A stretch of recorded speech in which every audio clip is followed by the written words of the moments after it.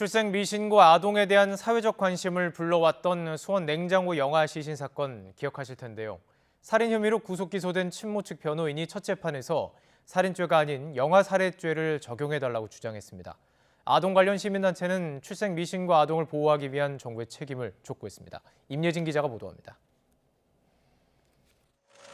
생활고를 이유로 지난 2018년과 이듬해 1년 간격으로 갓난아기 2명을 살해한 뒤 냉장고에 시신을 숨긴 친모 고모 씨의 첫 재판이 열렸습니다. 구속 기소된 고 씨는 고개를 푹 숙이고 몸을 잔뜩 움츠린 채 법정에 나왔습니다. 앞서 검찰은 고 씨가 아기를 낳은 직후가 아닌 출산 하루 뒤 범행을 저지른 것을 고려해 영아 살해보다 형량이 무거운 살인 혐의로 재판에 넘겼습니다.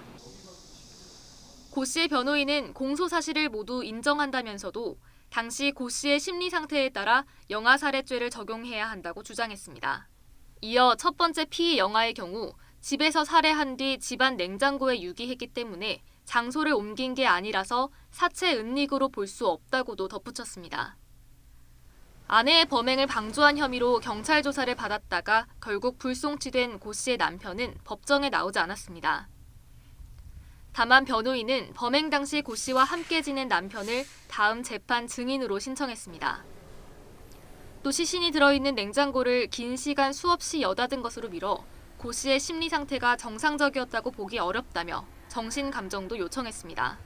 고 씨의 2차 공판 기일은 다음 달 11일로 잡힌 가운데 출생 미신고 아동을 보호하기 위해 적극적인 역할을 해줄 것을 정부에 촉구하는 기자회견도 열렸습니다.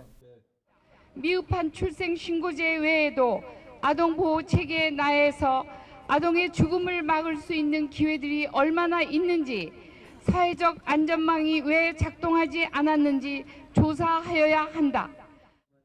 아동의 죽음이 반복되지 않도록 출생 신고가 되지 않은 채 숨진 모든 아동을 대상으로 사망 원인을 심층 조사해야 한다고 강조했습니다.